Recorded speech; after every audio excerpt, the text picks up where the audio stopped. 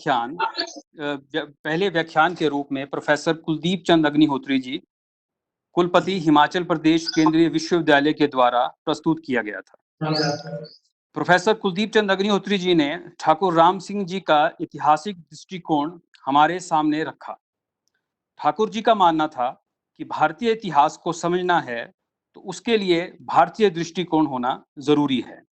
भारतीय इतिहास हमें भारतीय कला में, भारतीय साहित्य में, भारतीय मंदिरों में और हमारे गांव से ही पूर्ण रूप से मिलता है, ना कि हमें विदेशी इतिहासकारों ने जो भारतीय इतिहास लिखा उससे प्राप्त होता है। इस कड़ी को हम आगे बढ़ाते हुए आज गांव के इतिहास को कैसे लिखा जाए इस पर जो है चर्चा जो है वो करेंगे। आज हमारे वक्ता डॉक्टर दीपेश करमकर, सहायक आचार्य भूगोल विभाग, श्रीमती CHM कॉलेज मुंबई विश्वविद्यालय से संबंधित उल्लासनगर थाने से जुड़े हैं। मैं सर का एक परिचय जो है आपके सामने रखना चाहता हूं। डॉक्टर दीपेश कर्माकर, आपके द्वारा PhD 2005 में department of geography, university of Mumbai से जो है वो की गई। आपके द्वारा 13 पेपर राष्ट्रीय और अंतर्राष्ट्रीय जर्नल्स में लिखे गए। 20 पेपर आपके द्वारा राष्ट्रीय और अंतर्राष्ट्रीय सेमिनार और कॉन्फ्रेंसेस में जो है प्रेजेंट किए गए। 40 से ज्यादा आपको इनवाइटेड लेक्चर्स के लिए जो है वो बुलाया गया है। आप कई राष्ट्रीय और अंतर्राष्ट्रीय संस्थाओं के सदस्य भी हैं। आप जर्नल ऑफ हिस्टोरिकल ज्योग्राफी के रेफरी भी हैं। आप यूनिवर्सिटी ऑफ मुंबई में ज्योग्राफी में बोर्ड ऑफ स्टडीज के भी मेंबर रहे हैं। मैं ज्यादा सर का ना पढ़ते हुए सर का डॉक्टर दीपेश कर्मकर जी का स्वागत करता हूं। आज सर आपके द्वारा हमारे बीच में गांव के इतिहास का अध्ययन, ऐतिहासिक भूगोल के विभिन्न सूचक पर आपका व्याख्यान है और इसके बारे में आप हमारे साथ चर्चा करेंगे। अब मैं आगे दीपेश कर्माकर जी को अपने व्याख्यान के लिए आमंत्रित करता हूं। मेरा एक आप सभी से अनुरोध रहेगा कि अपने माइक जो हैं आप सभी म्यूट रखें। धन्यवाद।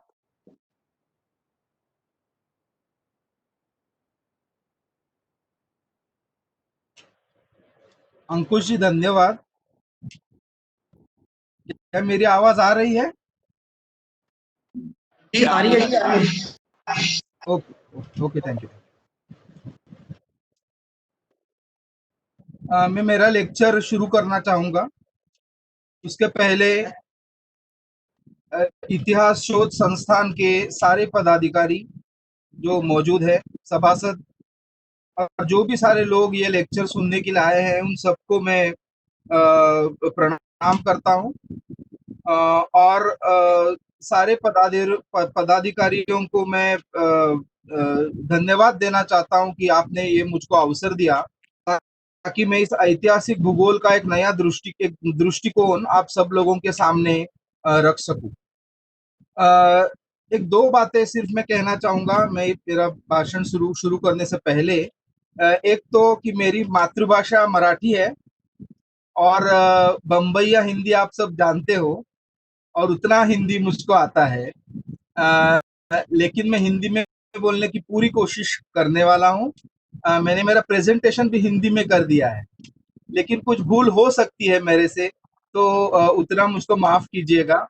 तो और दूसरी एक महत्वपूर्ण बात कि जो भी मैं आपके साथ शेयर करने जा रहा हूँ, तो आप मतलब मैं एक स्टूडेंट के हिसाब से कर रहा हूँ। मुझको हमेशा लगता है कि हम हमेशा स्टूडेंट है, सब कुछ आ गया, हमने सब कुछ कर लिया, इस तरीके की भावना मेरे मन में बिल्कुल नहीं है। क्योंकि यदि सब कुछ कर लिया तो नया कुछ करने के सारे संभावनाएं खत्म हो जाती है। इसके लिए जो भी मैं आपके साथ बांट रहा हूँ, ये एक स्टूडेंट के ऐतिहासिक भूगोल या हिस्टोरिकल ज्योग्राफी का स्टूडेंट के नाते मैं शेयर करना चाहता हूँ। और इसके लिए मैं भी आपसे बहुत सारा कुछ चीजें सीखना चाहूंगा। इस लेक्चर के बाद यदि डिस्कशन का अवसर मिले या बाद में कभी अवसर मिले तो जरूर सीखना चाहूंगा। तो आज जो मैं बात करने वाला हूँ, एक सेकंड दीजिए, मैं मेरा प्रेजेंटेशन शेयर।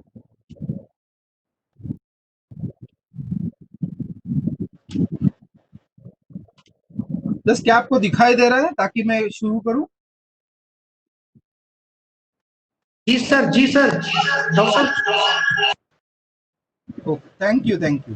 तो आज जो हम बात करने वाले हैं वो एक गांव का यदि इतिहास पढ़ना है या उस गांव के इतिहास का अध्ययन करना है, तो इस गांव के इतिहास को अध्ययन करने के लिए किस तरीके से हम उसको अप्रोच कर सकते हैं, किस तरीके से उसको लिख सकते हैं। अभी जैसे आपको मालूम है कि मैं हिस्टोरियन नहीं हूं, मैं इतिहास तज्ञ नहीं हूं। आप में से बहुत सारे लोग हैं जो इतिहास इस विषय में ही आप एक्सपर्ट हो, और इसके लिए आपको अलग अलग अनुसंधान करने की अलग अलग पद्धतियों के बारे में, इतिहास विषय के पद्धतियों के बारे में जरूर जानकारी होगी। मैं जो आज जो आपके सामने रख रहा हूं वो प्योर इतिहास नहीं है, लेकिन इतिहास और भूगोल इस दोनों के दृष्टिकोण से मैं आज आपके सामने कुछ बातें रखने वाला हूँ। तो आप अभी जैसे देख रहे हैं कि आज हम ऐतिहासिक भूगोल के बारे में बहुत ही ब्रीफली इंट्रोड्यूस करेंगे, परिचय करवा देंगे, और बाद में गांव के ऐतिहासिक भूगोल के हिसाब से मैं बात करूंगा। मुझको मालूम है कि आपको काफी सारा कुछ नया दृष्टिकोण भूगोल विषय के माध्यम से शायद मिल सकता है। अभी जैसे नाम ही हमको बता रहा है कि ऐतिहासिक भूगोल मतलब इतिहास और भूगोल ये दो विषयों का या दृष्टिकोणों का यह मिश्रण है। और मैं हमेशा मुझको लगता है कि हम सिर्फ समय की बात नहीं कर सकते, क्योंकि समय और स्थान मतलब स्पेस और टाइम ये दोनों अपने जिंदगी के एक बहुत महत्वपूर्ण संदर्भ है। स्पेस और टाइम ये दोनों संदर्भ के वजह मतलब उसके बावजूद हम जीवन की चर्चा ही नहीं कर सकते। इसके लिए स्पेस और टाइम ये दोनों को जोड़ने वाला ये जो ऐतिहासिक भूगोल, ये जो भूगोल की एक महत्वपूर्ण शाखा है, इसको मुझको हमेशा ये बहुत फंडामेंटल या मूल शाखा लगती है। और इसके लिए ये दृष्टिकोण ये मैं आपके सामने रखना चाहता हूँ। इस दृष्टिकोण में ऐतिहासिक तौर पे भौगोलिक जो आकृतिबंध है, पैटर्न्स है, क्योंकि इतिहास में जो प्रक्रिया घटती है तो इस प्रक्रियाओं का प्रभाव भूगोल पे या लैंडस्केप पे क्या होता है, क्या भूगोल इस किस तरीके से प्रोसेस को या इतिहास को प्रभावित करता है, ये बहुत ही महत्वपूर्ण बात है। एक छोटा सा एग्जाम्पल आपको मालूम होगा कि महाराष्ट्र के जो छत्रपति शिवाजी महाराज रहे हैं और उनका जो युद्ध करने की जो तकनीक थी, जिसको हम मराठी में गनिमी कावा कहते हैं या गुरिल्ला वॉर अंग्रेजी में कहते हैं, ये पूरा जो गुरिल्ला वॉर या गनिमी कावा था, ये पूरा महाराष्ट्र का वेस्टर्न घाट सह्याद्री का जो फिजिकल ज्योग्राफी है, यही उन्होंने यूज किया उनके युद्ध के तकनीकों के लिए। तो ये एक साधारण सा उदाहरण है कि कैसे भूगोल ऐतिहासिक प्रक्रियाओं पर अपना प्रभाव डालता है। और जैसे आपको मालूम है कि कहाँ पे कैसे क्यों क्या कौन, जिसको हम 5 Ws कहते हैं, ये बहुत ही इंपॉर्टेंट क्वेश्चंस है जो हमें इसके बावजूद कि हम इतिहास तज्ञ है कि भूगोल तज्ञ है, इसके बावजूद इस सवालों के जवाब हमको ढूंढना चाहिए। ऐतिहासिक भूगोल में हमारा जो बेसिक डेटा होता है वो ऐतिहासिक होता है, मतलब सामग्री जो है वो ऐतिहासिक है, लेकिन उस पर अनुसंधान करने की जो पद्धति है वो भौगोलिक है। और ये बहुत इंटरेस्टिंग बात है। और हम जिस ऐतिहासिक भूगोल की में हम बात कर रहे हैं, ये इस भूगोल को इंटीग्रेटिव कहता हूँ। इंटीग्रेटिव मतलब जो सबको जोड़ लेता है, सभी विषयों को, मतलब भले इतिहास और भूगोल की बात चल रही हो, हम बाकी विषयों को भी या मानवीय जीवन के सभी आयामों को जोड़ने वाला, इस तरीके से मैंने इसको एकीकृत ऐतिहासिक भूगोल कहा है।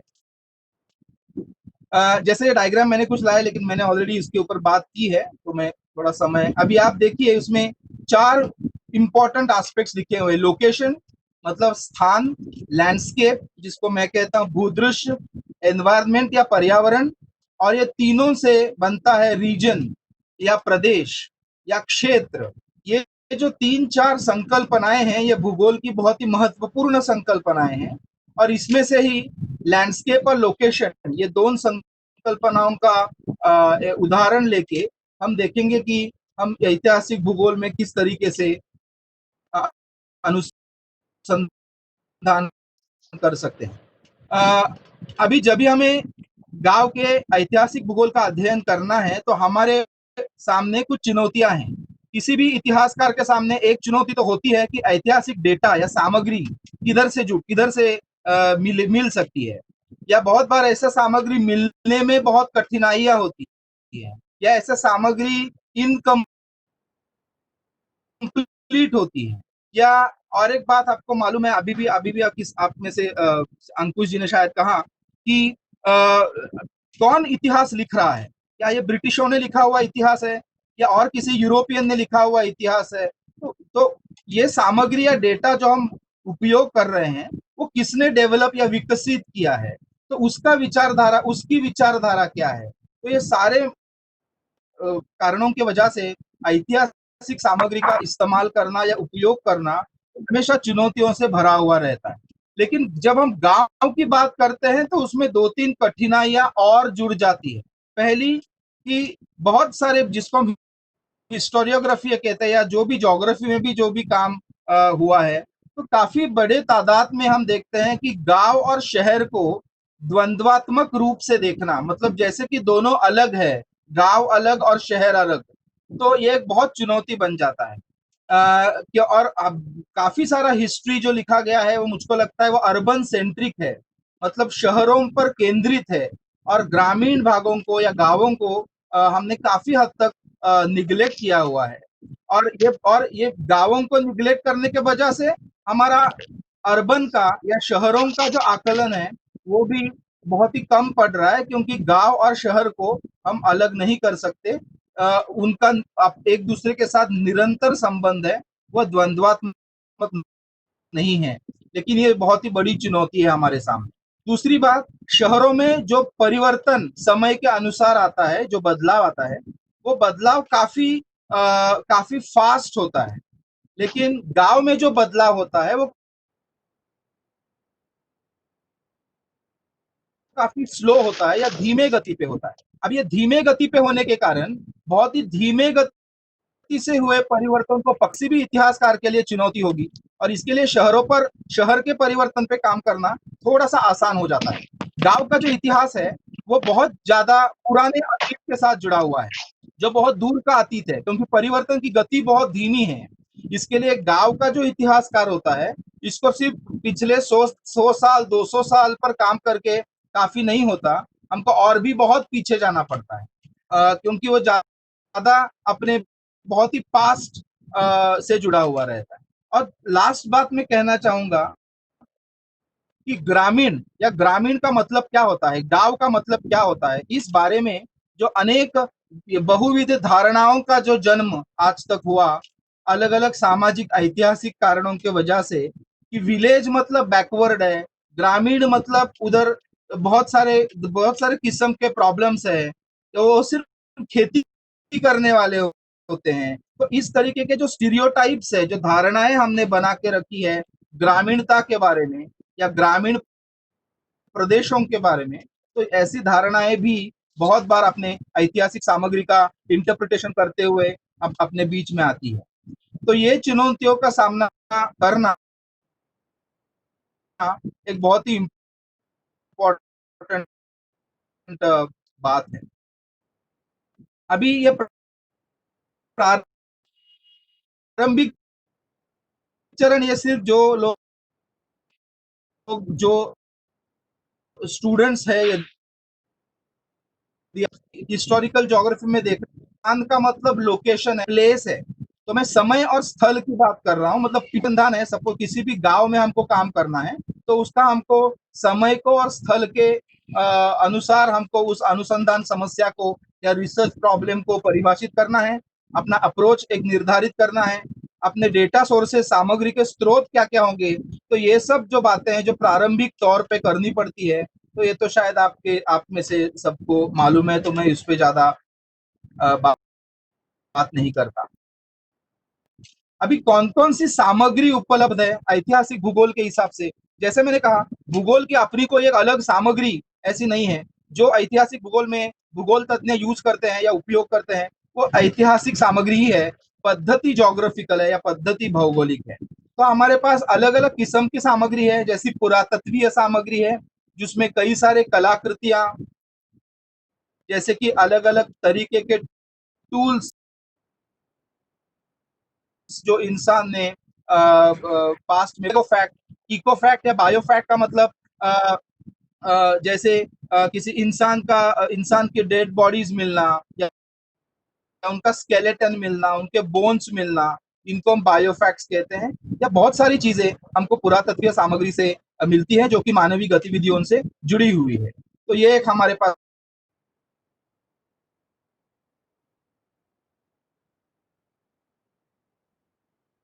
सामग्री है। आप सबको जरूर उदाहरण की किस तरीके से आर्कियोलॉजिकल सामग्री और मानचित्र, ये तो ऐतिहासिक भूगोल के लिए एक बहुत ही महत्वपूर्ण स्रोत बन जाता है। नक्शे भी अलग अलग किस्म के होते हैं, जैसे मैंने स्लाइड में लिखा हुआ है, धार्मिक मानचित्र, स्थल दर्शक, टाउन प्लान, ग्राउंड प्लान या एटलासेस नक्शा संग्रह, या अलग अलग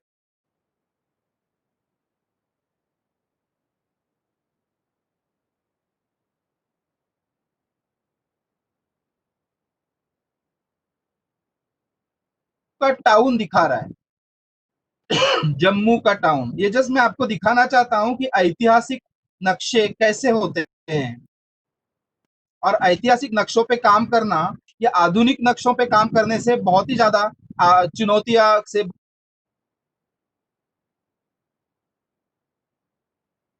आप तावी नदी देख सकते हो, सामने रंजीत सिंह का पैलेस आप देख सकते हो। ये तो बहुत बड़ा मैप है, आपको बहुत छोटा छोटा दिखाई दे रहा है क्योंकि हमने उसको पीपीटी के लिए छोटा कर दिया है, बट ऐसे मैप बहुत ही इंपॉर्टेंट सामग्री है हमारे लिए। उसी तरीके से कई सारे ग्राउंड प्लान्स होते हैं, जैसे ये फ्लोर प्लान है। ये फ्लोर प्लान चंबा डिस्ट्रिक्ट के हिमाचल के चंबा डिस्ट्रिक्ट के 3 अलग अलग एरिया से लिया गया है, और ये हमको बता रहा है कि कैसे एक डिस्ट्रिक्ट एक ही है, लेकिन एक ही डिस्ट्रिक्ट होने के बावजूद उसके अलग अलग एरिया में, प्रदेशों में अलग अलग तरीके के हाउस टाइप्स या घरों के प्रकार हमें मिलते हैं। तो ये अलग अलग कैसे हो गए, इसमें कौन से बदलाव समय के अनुसार आ गए, तो ये भी हमारे लिए जानना जरूरी है। इसके लिए ये भी हमारे लिए एक बहुत ही महत्वपूर्ण सामग्री है।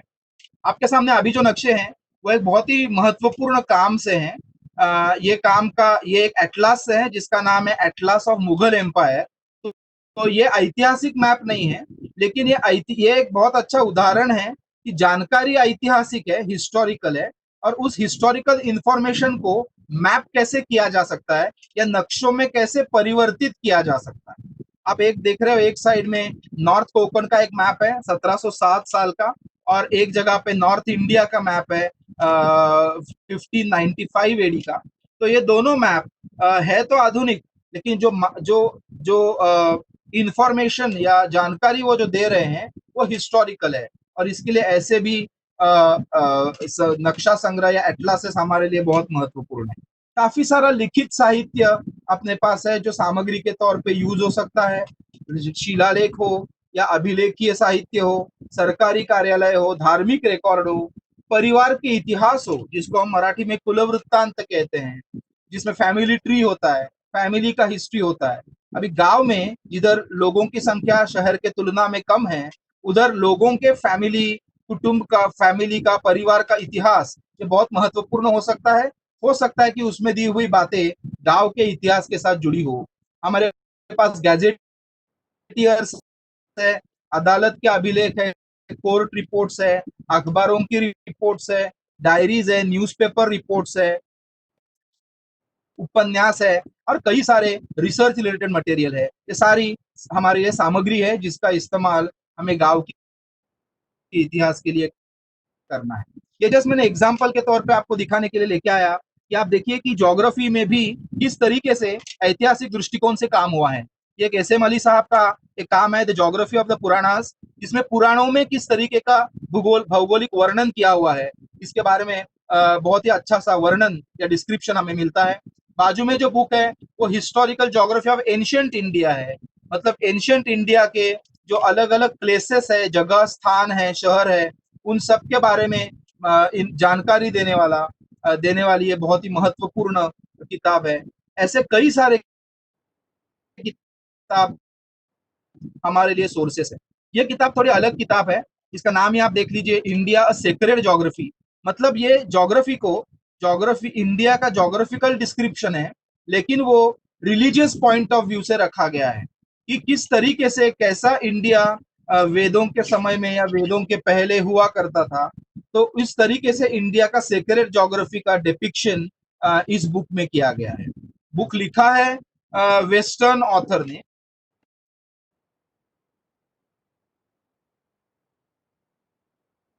लेकिन उस पर जो इंफॉर्मेशन है वो काफी रिलीजियस इंफॉर्मेशन और इंडिया का तो ऐसी करने पास है। हमारे पास काफी सांख्यिकीय या स्टैटिस्टिकल इंफॉर्मेशन है, जैसे सेंसस रिपोर्ट्स है, बहुत सारे टैक्सेशन के आंकड़े हैं जो हमें आर्काइव्स में मिलते हैं। हमारे पास ग्राफिक्स है, कई सारे पुराने चित्र है, पेंटिंग है, पुराने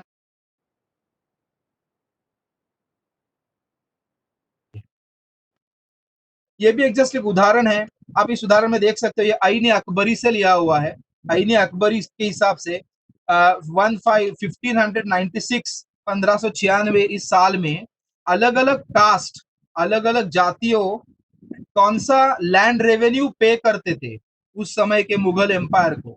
तो राजपूत कितने देते थे, ब्राह्मण भूमिहार कितने देते थे। तो इस तरीके से ये जस्ट एग्जाम्पल है, उदाहरण है कि इस तरीके से कई सारे न्यूमेरिकल डेटा, क्वांटिटेटिव डेटा हमारे पास होता है, जो कि बहुत ही महत्वपूर्ण सामग्री, ये मैपिंग के लिए बहुत ही इस्तेमाल होने वाला है। और अब ऊपर देखिए, ऊपर लिखा है जौनपुर, गाजीपुर, बलिया, बनारस। मतलब ये जो जानकारी है, ये भौगोलिक तौर पे हम आराम से उसको परिवर्तित कर सकते हैं, क्योंकि इसमें प्लेसेस के बारे में या जगहों के बारे में लिखा हो। ऐसे कई सारे चित्र है। ये डेक्कन पेंटिंग है 17वीं शताब्दी का। तो ऐसे पेंटिंग्स हमारे लिए क्यों महत्वपूर्ण है, क्योंकि ये चित्र जिस स्थान से, जिस प्रदेश से बिलोंग करता है, तो हमें पता चलता है कि 17वीं शताब्दी में यदि ये चित्र उन्होंने अपने पास मिला, इसका मतलब इस चित्र में दिखाए गए जो फूल है, फ्लावर्स है, बर्ड्स है, तो उस जमाने में, उस समय में उस प्रदेशों में ये पक्षी, ये फूल रहे हैं। तो हमें उस टाइम का एनवायरमेंटल हिस्ट्री या पर्यावरण का इतिहास जानने में बहुत मदद मिलती है। सिमिलरली इस तरीके से काफी पुराने फोटो हैं। ये काठमांडू नेपाल में एक फोटो है, एक क्राफ्ट्समैन का जो मेटल वर्क कर रहा है। तो इस तरीके फोटो हमें उस जगहों के बारे में, जगहों के आर्थिक व्यवस्था के बारे में, इकोनॉमिक एक्टिविटीज के बारे में भी काफी सारा जानकारी देती है। जो आखिर का ग्रुप ऑफ सामग्री है वो है ध्वनि, दृष्टि और स्वाद से जुड़ा हुआ सामग्री। जैसे पुराना संगीत है, पुराने मंत्र है, जगहों का नाम जो मैं थोड़ा डिटेल में एक्सप्लेन करने वाला हूँ, मौखिक इतिहास, ये सारे सामग्री है, ये ध्वनि के साथ जुड़े हुए। सिमिलरली दृष्टि, इमारत, स्थापत्य या आर्किटेक्चर या मूर्तियां, पेंटिंग, एंड उस जगह पर का जो खान पान है, जो फूड है, तो ये भी तो हमें जानकारी देता है। क्योंकि एक जगह, किसी भी जगह का हमने फूड टेस्ट किया तो हमें पता चलता है कि ये इस फूड में जो यूज किया गया है, जो इंग्रेडिएंट्स यूज किए हैं, ये इस प्रदेश में तो उगता नहीं है, तो ये किधर से आया होगा। तो सर्टनली जस्ट कोई भी प्रदेश में उस प्रादेशिक जो खान पान होता है, उससे हमें काफी इतिहास की जानकारी मिलती है, या इतिहास के बारे में कई प्रश्न हम उठा सकते हैं, जिसके कारण हम अपना अनुसंधान आगे ले जा सकते हैं।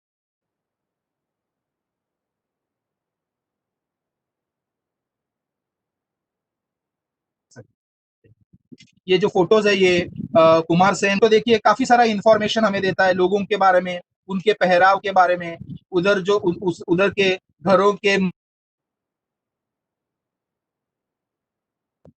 ये हमारे लिए बहुत ही इम्पोर्टेंट सामग्री है। ये सामग्री हमें अलग अलग जगहों से प्राप्त करनी है, जैसे अभिलेखागार है, सरकारी भंडार है, और पुस्तकालय। कोई भी पुस्तकालय छोड़ना नहीं है। ये बहुत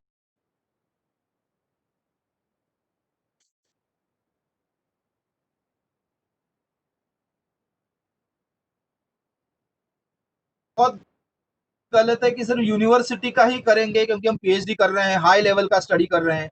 किसी छोटे के साथ हुआ है, इस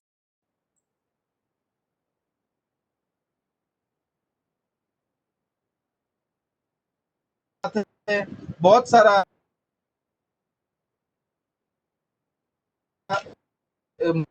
मटेरियल या इंफॉर्मेशन हमें इंटरनेट पे भी मिल सकता है। सबसे पहले मैंने लिखा है फील्ड वर्क, जो कि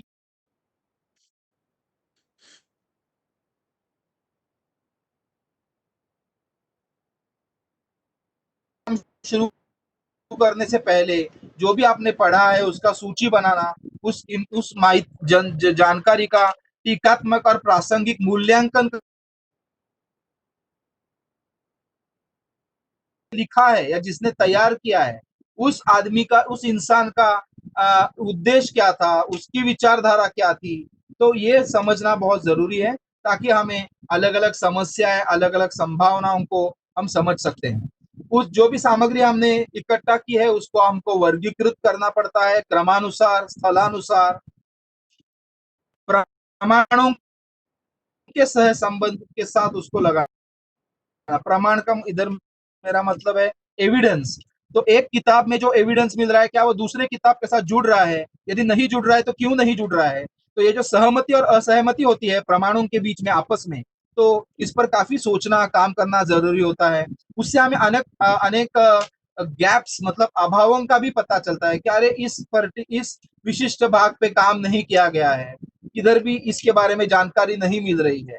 तो जानकारी नहीं मिलना, तो इसे निराश नहीं होना चाहिए, क्योंकि जानकारी नहीं मिलना ये किसी भी इतिहासकार के लिए या ऐतिहासिक भूगोल तज्ञ के लिए एक बहुत ही अच्छी बात है, क्योंकि जानकारी नहीं है इसका मतलब उधर बहुत संभावनाएं हैं कि उस बारे में हमको और अनुसंधान भविष्य में करने के लिए इस सारे सामग्री का हमको चिंतन करना है, उससे अनुमान निकालने हैं, उसका विवेचन करना है। तो ये भी बहुत इम्पोर्टेंट काम। अभी शायद आपके स्क्रीन पे जो दिख रहा है वो जस्ट एक एग्जांपल है, एक रिसर्च पेपर से उठाया हुआ, और उसमें आपने लिखा हुआ है, देखिए, situation of village markets in India. अभी ये विलेज के गांवों में जो बाजार होते हैं उस बाजार पे ये काम किया हुआ है, मार्केट पे काम किया हुआ है। लेकिन रिटेल मार्केट पे काम करने से पहले उन्होंने कैसे किया है, देखिए, उन्होंने अलग अलग समय के अनुसार, जैसे हड़प्पन एज, वैदिक एज, प्री मिडिएवल एज, तो अलग अलग समय के अनुसार मार्केट की कौन कौन सी विशिष्टताएं थी, तो ये उन्होंने कालानुसार, कालक्रमानुसार उन्होंने फिक्स करके रख दिया है। इस तरीके, ये फ्रेमवर्क है, इस एक तरीके की चौकट है जिसके हिसाब से हमें आगे का अनुसंधान करना है। इसी तरीके से हम प्रादेशिक प्रदेशानुसार भी हम इस तरीके से कंटेक्सचुअल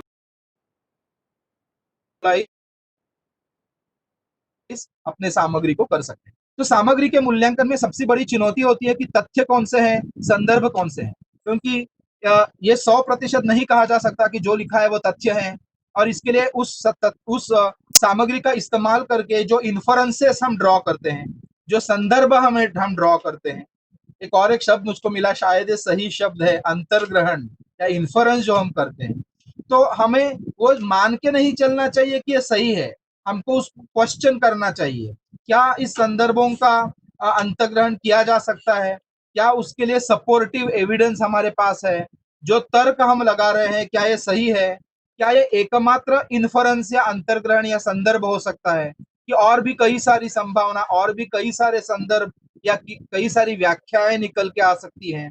तो ये सारे सवाल हमको पूछना है। ऐसा नहीं कि कोई बुक मिला, कोई पुरानी किताब मिली, जो लिखा है उस पर विश्वास रख के लिख दिया, तो इस तरीके से नहीं चलेगा। हमें हमारे सामग्री को क्वेश्चन करना पड़ेगा, क्योंकि वही एक तरीका है जिससे हम सत्य के नजदीक, ऐतिहासिक सत्य के नजदीक, पूरा का पूरा ऐतिहासिक सत्य जानना तो इंसान के क्षमता के, कैपेसिटी के बाहर है मेरे हिसाब से, लेकिन जितना नजदीक जा सकते हैं ये तो खोज हमें करनी चाहिए। और हमेशा नई नई सामग्री आती रहती है, तो आज आपको मिला इसका मतलब ऐसा नहीं हो सकता है कि और 1 साल के बाद नया कुछ सामग्री, नया इंफॉर्मेशन आपके अनुसंधान के ही जुड़ा हुआ आ सकता है। तो ये कई सारे व्याख्या और पुनर्व्याख्याओं पर हमको काम करना पड़ता है। अभी मैं दो बेसिक मूलभूत दृष्टिकोण की, कुछ दृष्टिकोण की बात करूंगा।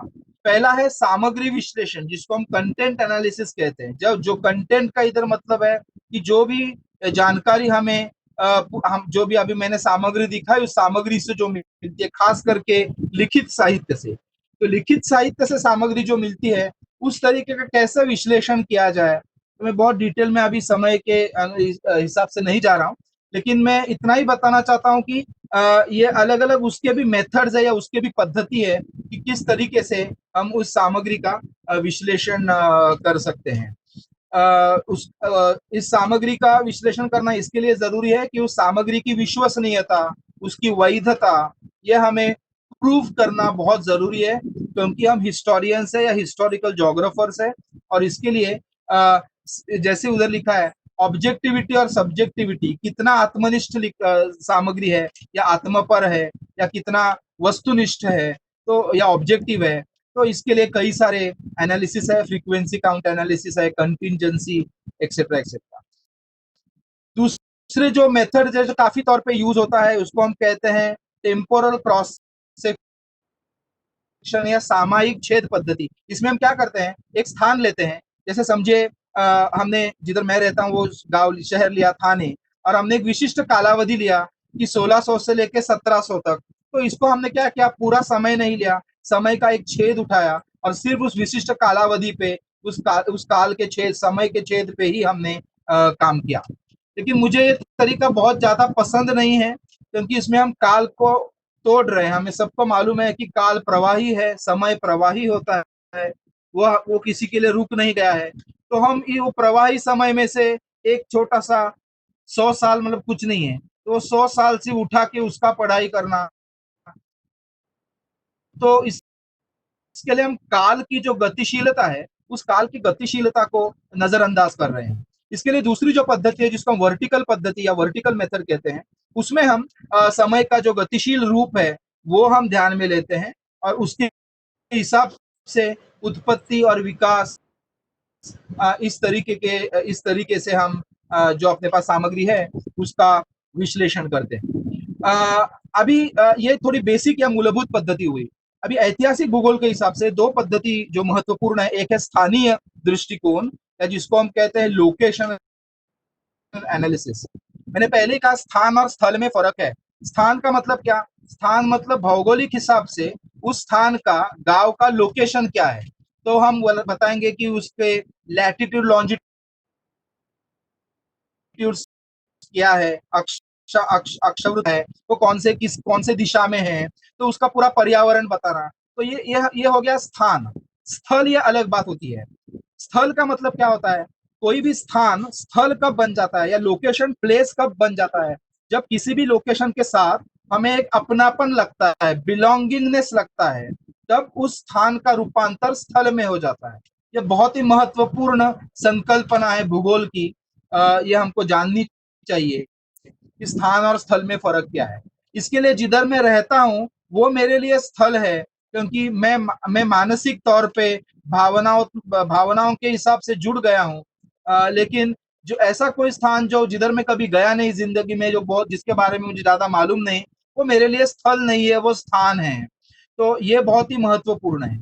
तो हम गांव का इतिहास, गांव की अध्ययन दोनों तरीके से कर सकते हैं, स्थान के हिसाब से और स्थल के हिसाब से।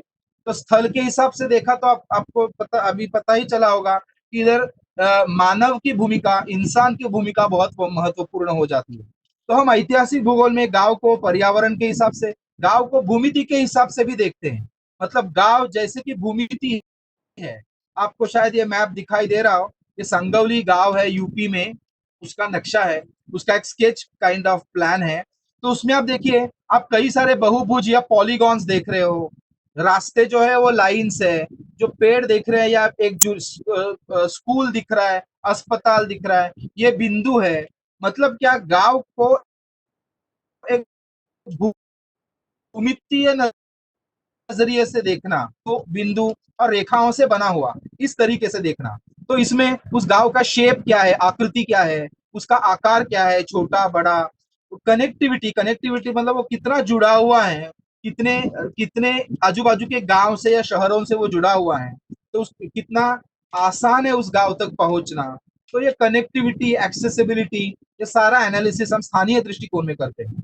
सिमिलरली इस गांव का न्यूक्लियस का इधर मेरा मतलब है कि गांव की ऐसी एक जगह जिधर से बस्ती शुरू हो गई थी, जिधर लोगों का बसना शुरू हो गया था, और उसके बाद बस्ती फैल गई या आजू बाजू के एरिया में उसका स्प्रेड हुआ।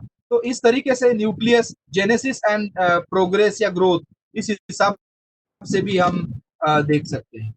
तो उसके भी अलग अलग पद्धतियां हैं, जैसे कनेक्टिविटी, एक्सेसिबिलिटी हम स्टैटिस्टिकल एनालिसिस से मेजर कर सकते हैं। सिमिलरली वितरण और घनता, लोगों का डिस्ट्रीब्यूशन, डेंसिटी, इनका जो अभी ये पैटर्न आप जान लीजिए कि ये मैं ज्योग्राफी की सिर्फ बात नहीं कर रहा हूँ, ये हम पास्ट की बात कर रहे हैं। पुराने जब मैप हमें मिलते हैं तो उस मैप में उस समय के जो गांव हैं, तो उस समय के गांव में किस तरीके का, उस समय के जो गांव थे उनके शेप साइज कैसे थे, उनका कनेक्टिविटी पहुंच कैसी थी, उस समय के लोगों का वितरण या डेंसिटी कैसा था। तो ये बहुत ही महत्वपूर्ण बन जाता है। सिमिलरली मॉडल बिल्डिंग, मतलब आपने किसी एक प्रदेश की अनेक गांवों का अध्ययन कर लिया और आपको लगा कि उसमें कुछ सिमिलैरिटीज है, और उस सिमिलैरिटीज का यूज करके हम एक ऐसा मॉडल बना सकते हैं जो कि इस प्रदेश के पूरे गांवों को रिप्रेजेंट या प्रतिनिधित्व कर सकता है। तो ये भी एक तरीका है मॉडल बिल्डिंग का।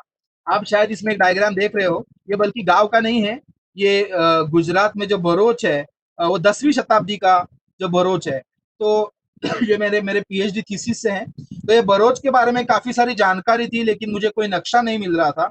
तो वो जानकारी इतिहास के बुक से पढ़ते हुए मैंने उसका एक मॉडल बना लिया या एक प्रतिमान बना लिया। ओके, और ये प्रतिमान हमें बताता है कि उस जगह का, उस स्थान का किस तरीके, उसकी संरचना क्या थी, सामाजिक, आर्थिक, सारे दृष्टिकोण से। तो इस तरीके से प्रतिमान बनाना ये भी बहुत ही महत्वपूर्ण पद्धति है। और सांख्यिकीय विश्लेषण तो है ही, जैसे मैंने कहा, कनेक्टिविटी और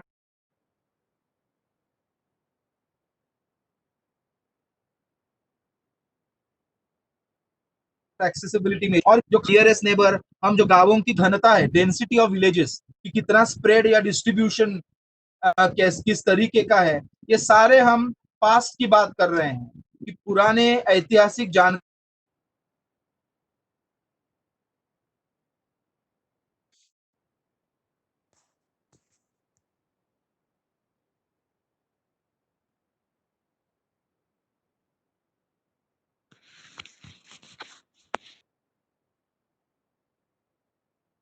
किए।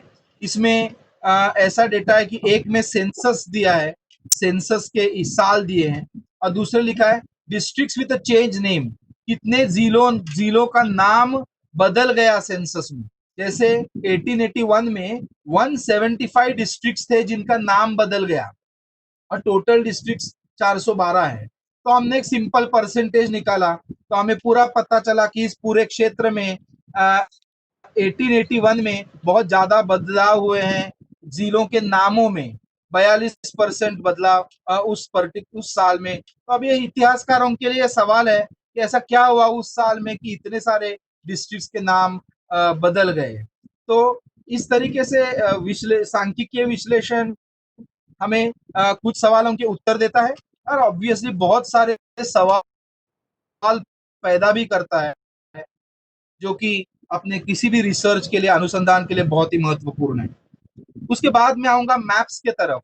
मैपिंग या मानचित्र बनाना, ये बहुत ही एक महत्वपूर्ण बात है। लेकिन एक बात में आप प्लीज नोट कीजिए, जैसे मैंने कहा कि कोई भी पुरानी किताब, उस पर हम 100% विश्वास नहीं रख सकते इतिहासकार होने के नाते। हमें वो उसको पड़तालना है, मतलब हमें उसको इवेल्युएट करना है, चेक करना है कि क्या उसमें लिखी हुई बात सही है या गलत। उसी हिसाब से हमको नक्शे भी नक्शों के हिसाब से नहीं देखने हैं, ऐतिहासिक नक्शे भी हमें शब्दों के हिसाब से देखने हैं। जैसे वो नक्शा नहीं है, लेकिन वो कोई नैरेटिव है, वो कोई कथा है जो उस समय के, उस प्रदेश के बारे में कुछ जानकारी दे रही है। जैसे किसी किताब लिखने वाले की विचारधारा महत्वपूर्ण होती है, वैसे भी नक्शा बनाने वाले की भी विचारधारा जानना जरूरी है, क्योंकि वो अपने विचारधारा के हिसाब से नक्शा बनाता है। तो जरूरी नहीं है कि वो नक्शा सही है या ऐतिहासिक सत्य के नजदीक जाने वाला है। और इसके लिए ऐतिहासिक नक्शों का विश्लेषण बहुत ही महत्वपूर्ण बन जाता है। तो ऐतिहासिक नक्शों का वर्तमान के साथ कंपेयर करना या उसकी तुलना करना, उस अतीत के जो अवशेष है उसको उनमें खोजना। समझिए अपने पास मैप है, जैसे मैंने अभी दिखाया सब 1707 का, तो 1707 का मैप जो दिखा रहा है, तो उसका संबंध 1707 में घटी हुई घटनाओं के साथ कैसे है, तो इसके बारे में सोचना या अनुसंधान करना। तो इस तरीके से और कई सारे नक्शे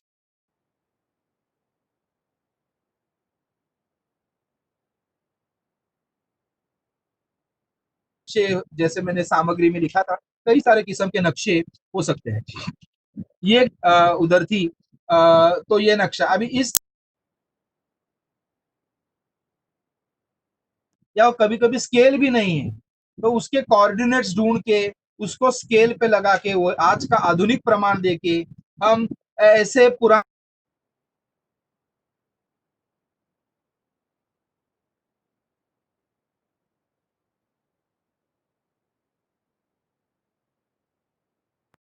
लेकिन वो तकनीक आधुनिक इस्तेमाल होगा ताकि हम उसको और आगे विश्लेषण कर सकें। ओके, ये भी इस तरीके का मुंबई का मेरे थीसिस से लिया हुआ मैप है। ये भी रेसिपी, ये भी एक किस्म का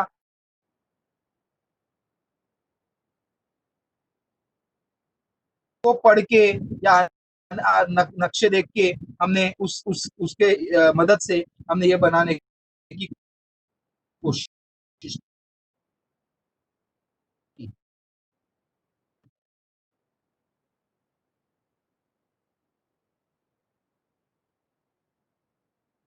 हुआ है नदी जंगल किस तरीके से दिखाई दे रहे, इसमें देखिए हमको सीताबन, मधुबन, अलग अलग तरीके के जंगल या जंगल प्रदेश, अलग अलग तरीके के गांव हमको इसमें दिखाई दे रहे हैं। तो ये ऐतिहासिक नक्शा है 18वीं शताब्दी का, लेकिन इसमें उस एरिया, उस प्रदेश में हुए अनेक गांवों के बारे में, उनके अस्तित्व के बारे में, उनका शेप साइज क्या था, ये सब के बारे में इंफॉर्मेशन हमें मिलती है। अभी एक चुनौती ऑब्वियस है, ये देवनागरी में लिखा हुआ है, इसके लिए हम आसानी से पढ़ सकते हैं। यह हमेशा बड़ी चुनौती, इसके लिए इतिहासकारों को अपने प्रदेश के इतिहास में बोली गई पढ़ना आना चाहिए। यदि नहीं है तो डिपेंडेंस हो जाता है, आपको किसी दूसरे एक्सपर्ट की मदद लेनी पड़ेगी। ओके, तो ये जस्ट एग्जांपल देवनागरी का है, इसके लिए मैंने इस इधर डाला क्योंकि वो आसान है हमें समझने।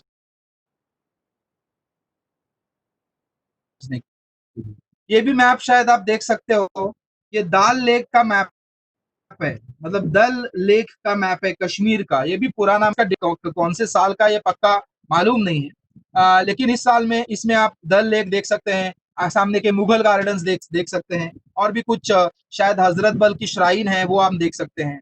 तो ये इस तरीके से हिस्टोरिकल मैप जो है उनको वर्तमान के साथ जोड़ना, उसके स्केच मैप्स बनाना, ताकि वर्तमान का जो भूदृश्य है, ये लैंडस्केप है, उसके साथ पुराने लैंडस्केप को जोड़ना, तो ये बहुत ही महत्वपूर्ण काम होता है। हम अलग अलग, जैसे लास्ट पॉइंट में लिखा है, अनुक्रमिक मानचित्रण या सिक्वेंशियल मैपिंग कर सकते हैं, रिट्रोग्रेसिव एनालिसिस कर सकते हैं। तो अलग अलग तरीके के एनालिसिस हम मैप्स के तौर पे या मैप्स का इस्तेमाल करके कर सकते हैं, जो कि हमको गांव के इतिहास के बारे में काफी सारे नए दृष्टिकोण,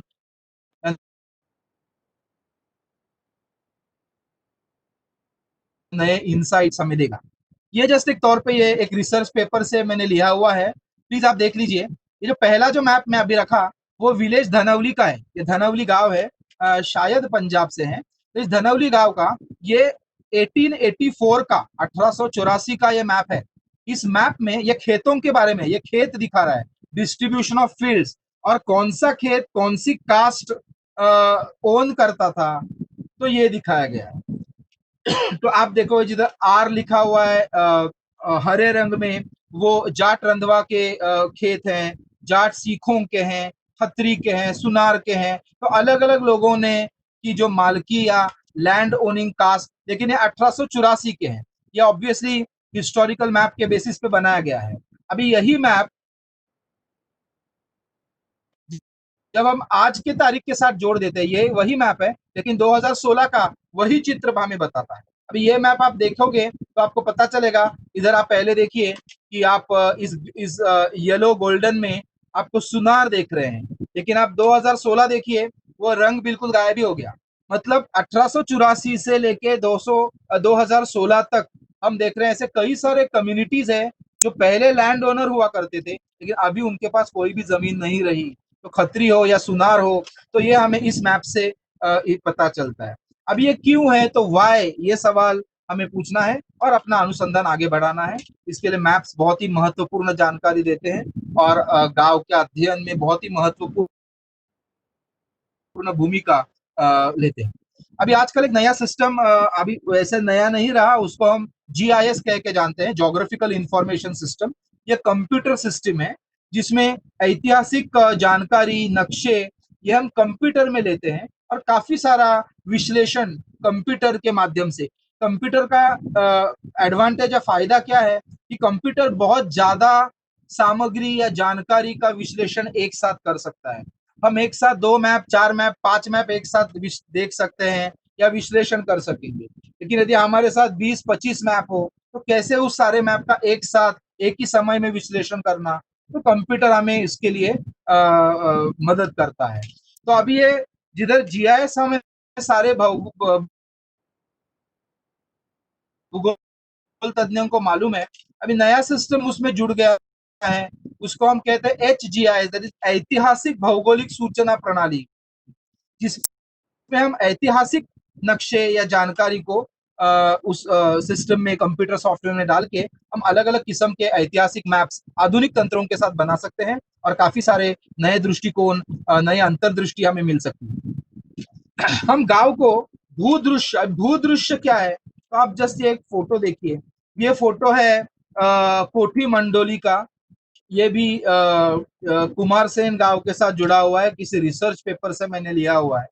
अभी इस गांव में जो इस फोटो में जो आपको दिख रहा है, तो इधर हमको पहाड़ दिख रहे हैं, रास्ता दिख रहा है, पेड़ दिख रहे हैं, लोगों के घर दिख रहे हैं, तो इनका जो टोटल पिक्चर एक साथ जो हमको एक नजरिया हमको मिल रहा है, गांव अलग, पेड़ अलग, पहाड़ अलग, ऐसे नहीं, तो सारी चीजों को एक साथ रख के जो हमको एक नजरिया मिल रहा है, टोटलिक होलिस्टिक दृष्टिकोण, तो इसको हम लैंडस्केप कहते हैं। ये टिपिकल से एक रूरल लैंडस्केप है या गांव का भूदृश्य है। तो ये फोटो भी हमारे लिए बहुत ही सारी जानकारी दे सकता है। तो अभी गांव के भूदृश्य के कौन कौन से पार्ट, तो बहुत सारे पार्ट, जैसे आप देखिए सेटलमेंट लैंडस्केप है, फील्ड लैंडस्केप है, तो ये फील्ड और सेटलमेंट का भी आपस में जुड़ाव है या अपने एक दूसरे के साथ जुड़े हुए हैं।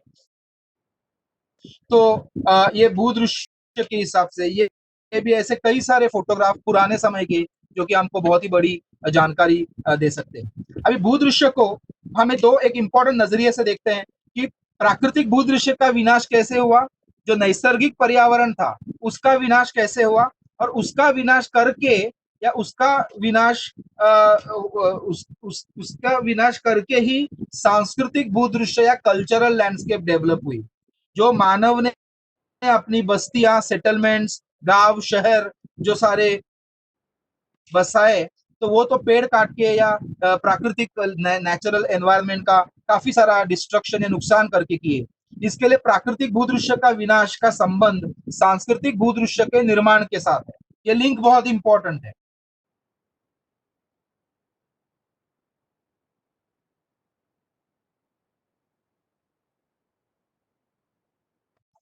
तो ये आप एक मैप, में यदि आपने ये एक ही जगह के स्केच है, आप आपके लेफ्ट हैंड साइड पे यदि देखें तो सबसे पहला जो एक घर आ गया था, लेकिन काफी सारा जंगल है, लेकिन आप लास्ट आखिर का चित्र देखिए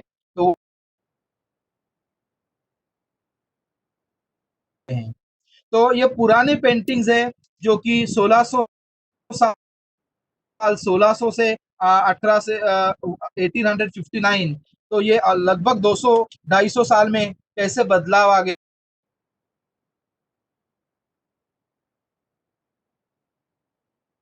बढ़िया जानकारी हमें मिलती है। अभी गांव को जब हम भूदृश्य के हिसाब से देखते हैं, इसमें लोगों की भूमिका बहुत महत्वपूर्ण है, क्योंकि ये विनाश और नई संस्कृति का निर्माण ये तो लोग ही करते हैं। इसके लिए लोगों को जानना ये बहुत ही महत्वपूर्ण हो जाता है। अभी इसमें कई सारे टेक्निक्स है, सिक्वेंट ऑक्यूपेंस, मतलब इतिहास में कौन से अलग अलग संस्कृतियों के लोग आ गए और चले गए, जो चले गए उन्होंने अपनी कौन सी छाप या अपना कौन सा निशान अपने ज्योग्राफी पे छोड़ दिया जो पुराने संस्कृति से बिलोंग करता है। तो इसको हम अनुक्रमिक बसना या सीक्वेंट ऑक्यूपेंस कहते हैं। गतिशील संस्कृति मतलब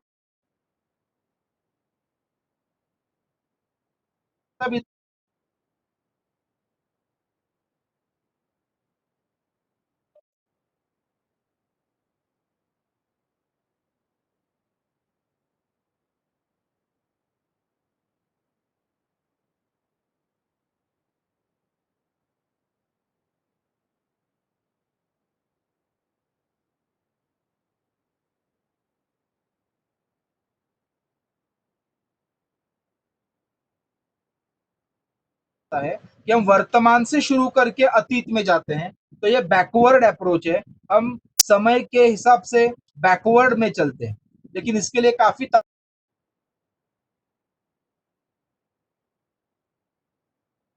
या दृष्टिकोण है। और पूर्वव्यापी विश्लेषण का मतलब है जो हम नॉर्मली करते हैं कि अतीत से शुरुआत करके वर्तमान तक आना। तो ये भी एक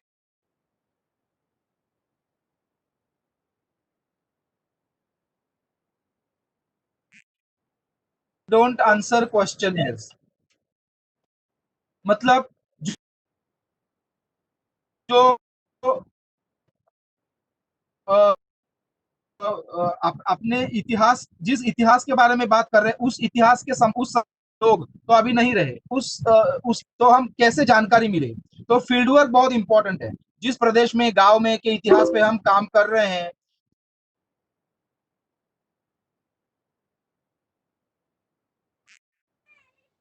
से हमें पता चलता है कि उस सम की कैसे कैसे बदलाव हुए हैं। तो अभी आप ये आप फोटो देख रहे हो, ये शायद हिमाचल का ही है, किसी गांव का। तो ये पुराने तरीके से काटकुनी टाइप का कंस्ट्रक्शन है, और उसी गांव में हमें थोड़े से आधुनिक या थोड़े से कॉलोनियल तरीके से बंधी हुई बिल्डिंग्स या कंस्ट्रक्शन भी हमें मिलती है। तो इससे हमें पता चलता है कि कैसे बदलाव, और इसके लिए उस विजिट करना बहुत जरूरी है। भले हम अनुसंधान हिस्ट्री के किसी समय पे कर रहे हो, लेकिन उस इतिहास ने अपने वर्तमान पे कई सारे निशान छोड़े हैं, उन निशानों को पढ़ना बहुत जरूरी है।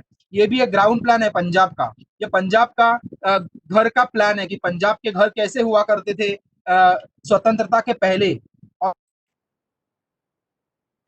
और ये दूसरा उसी एरिया का मैप है कि हरित क्रांति होने के बाद, ग्रीन रिवॉल्यूशन होने के बाद कैसे बदलाव आ गए। तो अभी ये जो बदलाव, ये हमारे लिए महत्वपूर्ण है कि ये बदलाव क्यों आ गए, कैसे आ गए इसका।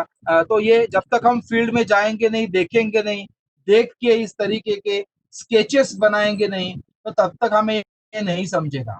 और इसके लिए फील्ड वर्क, ऑब्जर्वेशन, ये निरीक्षण करना, उधर के लोग क्या है, उधर के खंडर कैसे हैं, उधर जाके उस समय के कौन से किस तरीके से गांव हो सकता है, कौन सी कृषि व्यवस्था हो सकती है। तो इस तरीके के अलग अलग निरीक्षण के माध्यम से भी हम बात कर सकते हैं। शायद ये मेरा लास्ट मेथड है, स्थल नाम या प्लेस नेम। किसी भी जगह का नाम ये बहुत ही इंपॉर्टेंट सोर्स है, क्योंकि ये नाम जुड़ा हुआ रहता है उस गांव के नैसर्गिक पर्यावरण के साथ या किसी सांस्कृतिक पर्यावरण के साथ। इसके लिए गांव का नाम या स्थल का नाम हमें उस गांव का इतिहास का सूचन करता है। जस्ट एक अभी एक उदाहरण देख लीजिए। ये एक उदाहरण, ये बखर है, महिकावती नाम का एक प्लेस है मुंबई रीजन में, और उसकी ये बखर है उस समय की, जो 10वीं शताब्दी 12वीं शताब्दी की बात करता है। ये देवनागरी में है, मराठी में है, उस समय के मराठी में। और इसमें आप देख रहे हैं कि अलग अलग, ये आप नंबर देखते होंगे 1 2 3 4 5 6, ये अलग अलग गांवों के बारे में या स्थलों के बारे में इंफॉर्मेशन दे रहा है। तो ये मैंने 2012 में किया हुआ काम है। तो ये सारे गांव मैंने लिस्ट किए, वो बखर में कौन से नाम थे, उन्हीं गांवों के आज के नाम कौन से हैं, तो ये मैंने जान लिए। और उसका एक लिंग्विस्टिक एनालिसिस किया कि उसमें कौन से प्रीफिक्सेस और सफिक्सेस लगे। तो एक लिंग्विस्टिक एनालिसिस किया और उसका मीनिंग निकाला। अभी सिर्फ बिकॉज कि मैं जोग्राफर हूँ, मैंने वो सारे गांव नक्शे में प्लॉट कर दिए कि वो गांव किधर किधर था। तो जब मैंने वो सारे गांव प्लॉट कर दिए, जिसका इंफॉर्मेशन हमें उस महिकावती के बखर से मिलता है, तो ये प्लॉट करने के बाद पता चलता है कि उस समय के, मतलब 10वीं से 14वीं शताब्दी के मुंबई कैसी थी, कौन से स्थल या कौन से गांव और कौन से महत्वपूर्ण रीजन्स या एरियाज उस समय के मुंबई में थी। तो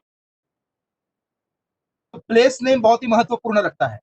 ये भी एक बहुत अच्छा पेपर मुझको मिला, वर्मा 2018। ये शायद हिमाचल प्रदेश यूनिवर्सिटी के ज्योग्राफी डिपार्टमेंट के रिसर्च स्कॉलर है, और इन्होंने भी हिमाचल के ही एक रीजन पे, ट्रांसगिरी रीजन जो है सिरमौर जिले का, उस पर उन्होंने प्लेस नेम पर काम किया है। जस्ट एक उदाहरण के तौर पे आपको दिखाना चाहता हूँ, ये आप बाद में जरूर पढ़ सकते हैं। तो और गांव को, जैसे मैं गांव को प्रदेश से हमको तोड़ना नहीं है, क्योंकि गांव का संबंध प्रदेश के साथ होता है। इसके लिए एक गांव का दूसरे गांव के साथ, कस्बों के साथ, शहरों के साथ क्या संबंध है, एक ही प्रदेश के गांव में कौन सी समानताएं हैं या विशिष्टता या डिफरेंसेस है, तो ये बहुत जानना बहुत ही इंपॉर्टेंट है। तो ये भी एक किस्म का दृष्टिकोण है जिसको हम प्रादेशिक दृष्टिकोण या रीजनल दृष्टिकोण कहते हैं। ये जस्ट मैं आपको इंट्रोड्यूस करना चाह रहा हूँ, डिटेल में नहीं जाऊंगा। डिटेल में मैंने सिर्फ आपको लोकेशन और लैंडस्केप, ये दो दृष्टिकोण मैंने आपको बताया। ये भी एक बहुत अच्छा काम मुझको मिला करण 2012 में।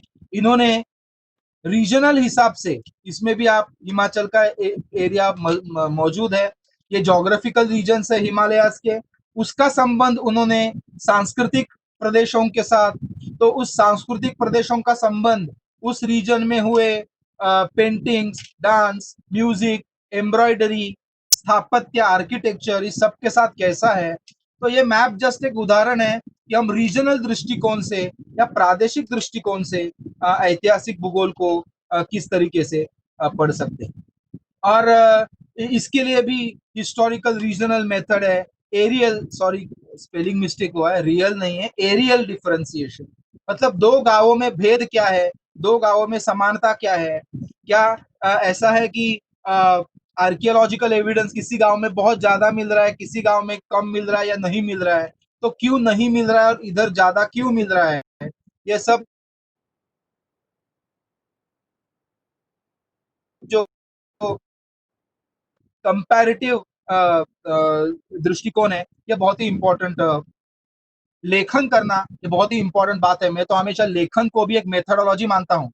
हिस्टोरिकल ज्योग्राफी में या कि हिस्ट्री में राइटिंग इज एब्सोल्युटली इंपॉर्टेंट, और इसके लिए लेखन भी बहुत इंपॉर्टेंट है। तो आप लिखने के लिए गांव का इतिहास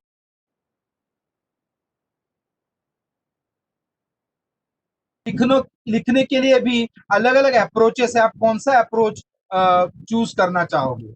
आप सिर्फ वर्णनात्मक लिख सकते हो, व्याख्यात्मक लिख सकते हो, स्थलानुसार या कालानुसार, आप सिर्फ चित्रण कर, जरूरी है कि हमें बहुत एक संतुलन बनाए रखना है। मुझे दीपेश करमरकर नाम के व्यक्ति को किस तरीके का इतिहास चाहिए, तो उस तरीके का ही इतिहास ये दीपेश करमरकर लिखेगा। तो इस तरीके से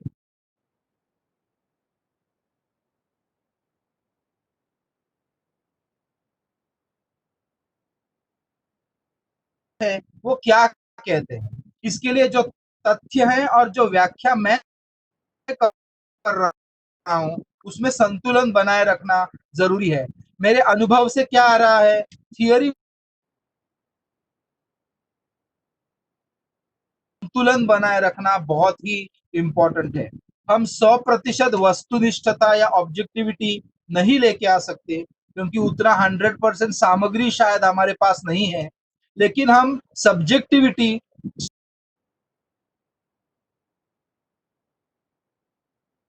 व्यक्ति के विचारों का, अनुभवों का प्रतिबिंब उनके काम में जरूर पड़ेगा, लेकिन वो इतना नहीं होना चाहिए कि वो ऐतिहासिक सच को, ऐतिहासिक सत्य को समझने के समझ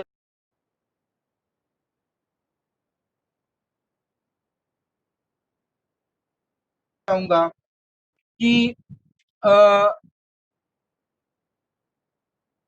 अपूर्णता का भान बहुत इंपॉर्टेंट है, क्योंकि हिस्टोरिकल जोग्राफर या किसी भी हिस्टोरियन को कभी भी सारा इतिहास जैसे के वैसा जानना नामुमकिन, ये बहुत जरूरी है। और उस भान के साथ यदि हम चले, वैज्ञानिक दृष्टिकोण को सामने रख के, तर्क संगत और टीकात्मक सोच को महत्व देके, और हमें हमें मानव केंद्रीय ऐतिहासिक भूगोल लिखना है, जिसका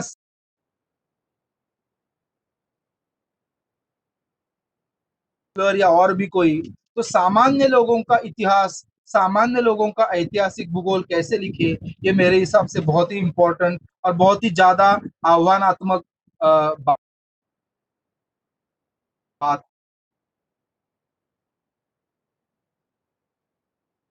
ये तो मैं शेयर कर सकता हूं, ताकि ये काफी सारे संदर्भ आप देख सकते हैं।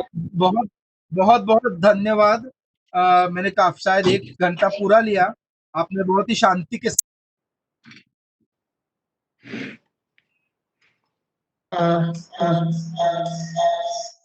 नई जानकारी मिली होगी, तो मुझे बहुत खुशी होगी। धन्यवाद डॉक्टर साहब, धन्यवाद।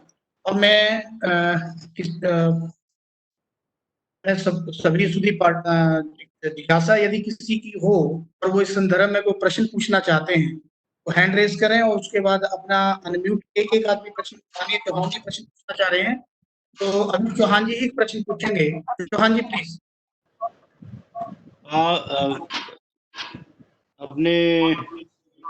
आपने दीपेश जी बहुत बढ़िया सारगर्भिक ढंग से अपना ये व्याख्यान रखा, और इसमें एक हमें एक नई दृष्टिकोण प्राप्त हुआ, क्योंकि हम सोचते थे कि ज्योग्राफी का जो है सरफेस लेवल पे जो काम कार्य रहता है, उस तरह से हिस्ट्री से लेना देना तो है पर बहुत ज्यादा नहीं है, लेकिन बारीकी से आपसे आपके जो व्याख्यान से पता लगा कि बहुत बारीकी से ज्योग्राफी कनेक्टेड है हिस्ट्री के साथ, इतिहास के साथ।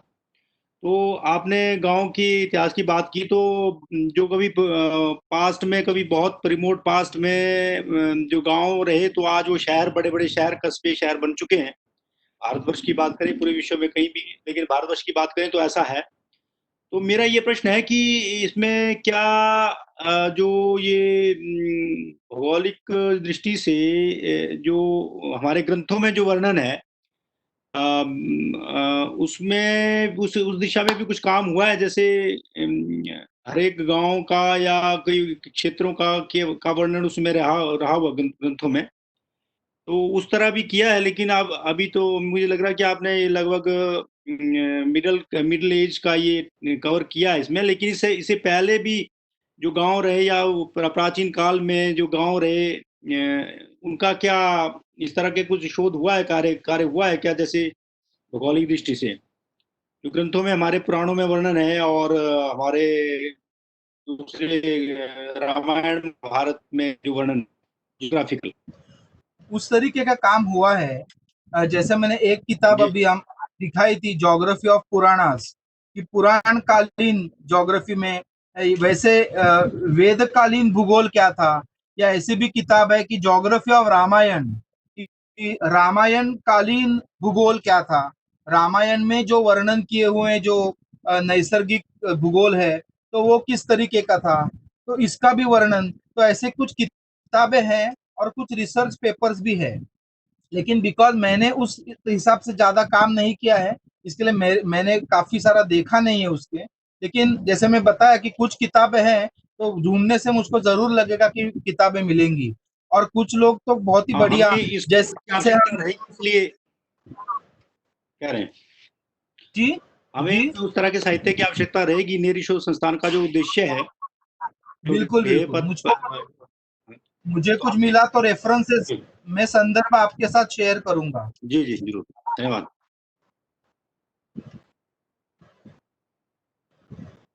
और कोई किसी की जिज्ञासा हो? लकी क्वेश्चन उस पे डाल रहे हैं अपने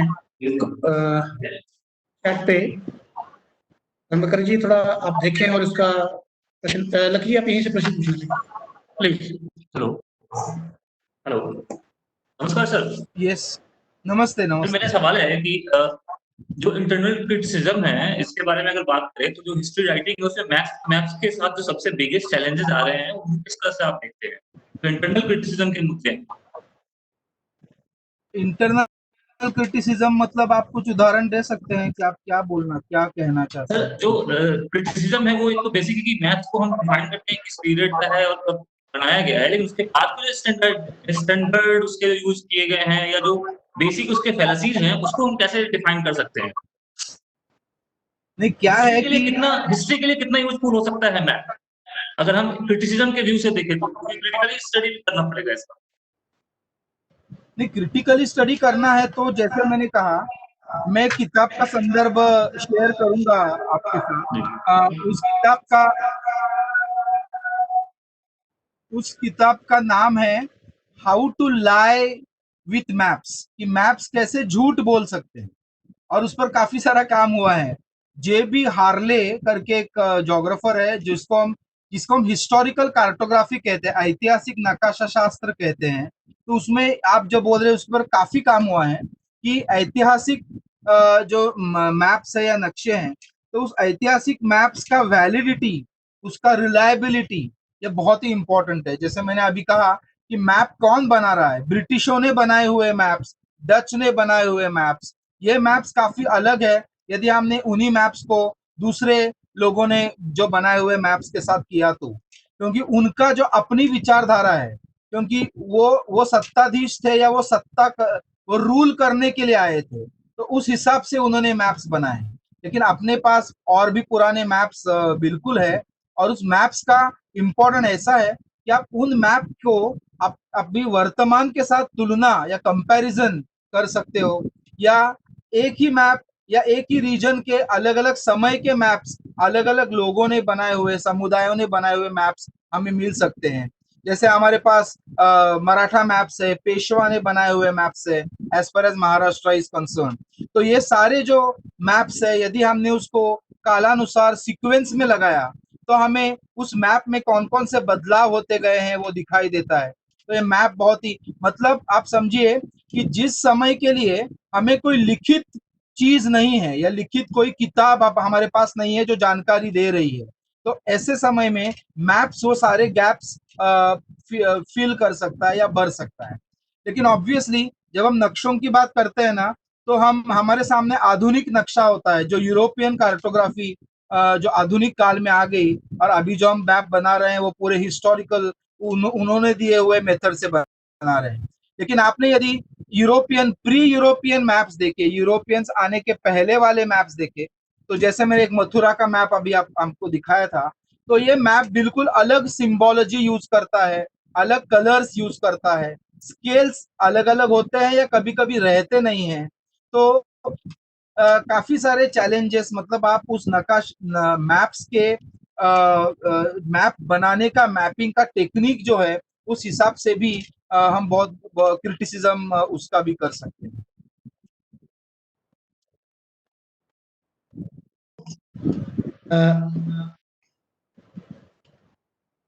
किसी का कोई और प्रश्न, जैसे समय के को ध्यान में रखते हुए कोई अगर प्रश्न पूछना चाहता है तो, नहीं तो मैं अध्यक्षीय संदेश के लिए आज के कार्यक्रम के सम्मानीय अध्यक्ष, अपने संस्थान के अध्यक्ष महोदय डॉक्टर विजय मोहन कुमारी जी को आमंत्रित करना चाहूंगा कि अध्यक्षीय उद्बोधन हम सभी के बीच में रखें।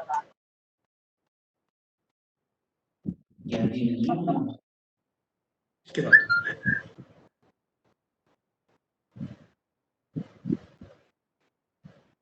डॉक्टर पुरी जी, मेरी आवाज सुन रहे हैं क्या? कि उन्होंने मेरी समझ से 10-12 लेक्चर्स को कंप्रेस करके बड़ी सरल भाषा में सब्जेक्ट को आगे रखा है। जैसे आपने कहा कि स्पेस और टाइम, इन दोनों को इंटरलिंक करने वाला ऐतिहासिक भूगोल है। मुझे बहुत ही सुंदर डेफिनेशन लगी है, इसके लिए मैं आभारी हूँ। और साथ ही कि एक उदाहरण दिया महाराज शिवाजी के समय का कि गोरिल्ला वॉरफेयर जो डेवलप हुई उसमें फिजिकल ज्योग्राफी का क्या जबरदस्त रोल रहा है। बहुत सुंदर उन्होंने इसकी व्याख्या की। फिर साथ ही में आपने एक स्पेस इमेजरी दिखाई जिसमें तवी रिवर और जम्मू शहर दिखाया गया था। मैं बहुत और प्रसन्न होता कि अगर उसमें उन्होंने डाटा को जियो कोडेड किया होता। बहुत अच्छा रहा। फिर स्टैटिस्टिकल एनालिसिस की बात हुई। कोई भी हिस्टोरियन आज स्टैटिस्टिकल एनालिसिस की बात नहीं करता, इसलिए मुझे बहुत प्रसन्नता है कि हिस्टोरिकल ज्योग्राफी में मॉडलिंग और स्टैटिस्टिकल ज्योग्राफी की बात, एनालिसिस की बात हुई है। और आज हम लोग मल्टी डिसिप्लिनरी इंटरलिंक डाटा को इंटरलिंक करते हुए उसको एनालाइज करते हुए मैप एनालिसिस, जो कि बहुत महत्वपूर्ण कड़ी है इतिहास की, उसकी ओर आगे बढ़ते हैं। मैं एक बार फिर आज के वक्ता को बहुत बहुत धन्यवाद देते हुए धन्यवाद सर।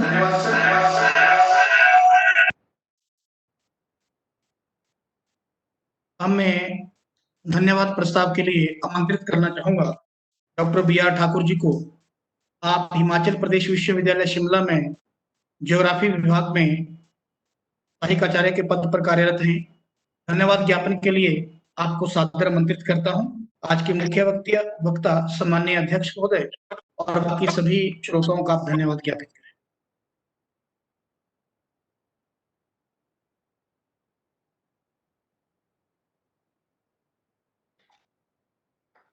मैं ऑडिबल हूं क्या?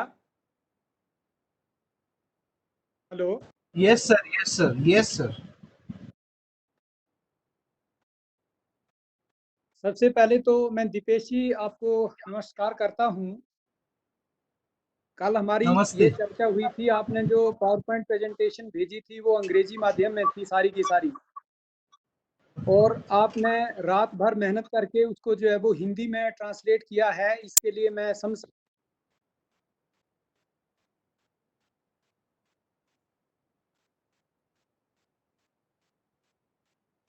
देखिए आज हमारा जो इंटरनेट की एज है और जो ज्ञान का एक्सप्लोजन हो रहा है, इससे क्या होता है कि कोई भी स्टडी होती है उसकी जो फाइंडिंग्स और रिकमेंडेशंस बहुत जल्दी जो है वो पब्लिक में पहुंचती हैं। यहाँ पर मैं वोट ऑफ थैंक्स करने से पहले 2 मिनट एक स्टडी की फाइंडिंग शेयर करूंगा। एल्फ्रेड किंजी ने 1948 में यूएसए में एक स्टडी किया और उसमें उन्होंने उस स्टडी में ये कंक्लूड किया कि अमेरिका के 13% जो पुरुष हैं और 5% महिलाएं जो हैं वो होमोसेक्सुअल्स हैं। उसके पश्चात 20 वर्षों के बाद जो है वो स्टडी का रिव्यू हुआ और 20 वर्षों के बाद जो है वो एक और स्टडी आई और उसमें जो है वो सारी की जो सारी फाइंडिंग्स थी वो बहुत ही कंट्राडिक्टरी और एम्बिगुअस फाइंडिंग्स आई। उसमें ये कहा गया कि 1% से लेकर के 10% अमेरिकन जो हैं वो गे हैं। अब यहाँ पर प्रश्न ये उठता है कि हम जो है वो किसी भी स्टडी की फाइंडिंग्स की जो रिलायबिलिटी होती है उसको जब देखते हैं तो कौन सी फाइंडिंग जो है वो ज़्यादा रिलायबल है। जो हमारा सोर्स डॉक्यूमेंट होता है, हम किसको कौन सा जो है वो यूज़ करते हैं, ये बहुत महत्वपूर्ण विषय जो है वो रहता है। और ये गैप जो है वो फाइंडिंग्स में क्यों आया? क्योंकि दोनों स्टडीज़ अपने हिसाब से जो है वो इम्पोर्टेंट थी। उसके लिए इम्पोर्टेंट चीज़ ये है कि मेथोडोलॉजी जो है वो बहुत इम्पोर्टेंट है कि जो इन रिसर्चेस में मेथोडोलॉजी यूज किया था, दोनों की जो है वो डिफरेंट अप्रोच थी। जो मूड क्वेश्चन ये है कि हम जब भी कोई स्टडी करते हैं तो उसमें हमारा इम्पोर्टेंट फोकस जो है वो फाइंडिंग्स को शेयर करने में रहता है, ना कि मेथोडोलॉजी को हम जो है वो ज़्यादातर शेयर नहीं करते हैं। तो इसमें ये इम्पोर्टेंट है कि कौन से लोगों को पूछा गया था और कितने लोगों ने जो है वो जवाब दिया था, ये बहुत इम्पोर्टेंट चीज़ें रहती हैं। और आज का जो वक्तव्य है जो आपने दिया है, किसी भी एक सीरियस हिस्टोरियन के लिए 3 चीज़ें बहुत इम्पोर्टेंट रहती हैं। जैसे फॉर एग्जांपल पैलियोग्राफी है। पैलियोग्राफी में हमारा जो एंशिएंट राइटिंग्स का जो विज्ञान है, और एपिग्राफी है जिसमें हम इंस्क्रिप्शंस और एपिग्राफ्स की बात करते हैं, और फिलोलॉजी है। Philology means the science of ancient languages. इन तीनों का जो ज्ञान होना है और उसको हम प्रेजेंट कॉन्टेक्स्ट में कैसे इंटरलिंक करते हैं, मुझे लग रहा है कि ये तीनों चीज़ें आपके वक्तव्य से आज हमें सुनने को मिली हैं और हम सभी लोग जो हैं वो लाभान्वित हुए हैं।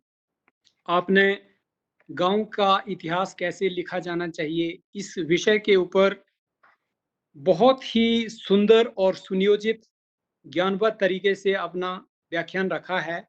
और मुझे लगता है कि हमारा जो ठाकुर जगदेव चंद स्मृति शोध संस्थान की व्याख्यान माला में इसका एक बहुत ही अद्वितीय योगदान जो है वो रहेगा।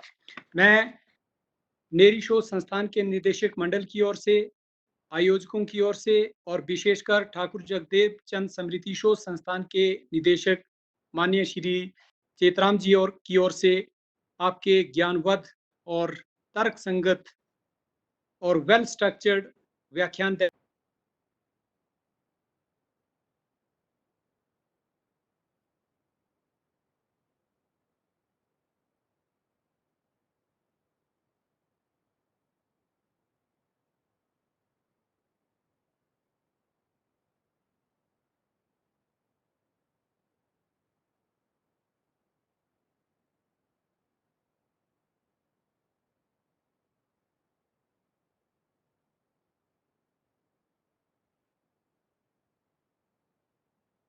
ठाकुर साहब आपकी आवाज नहीं है।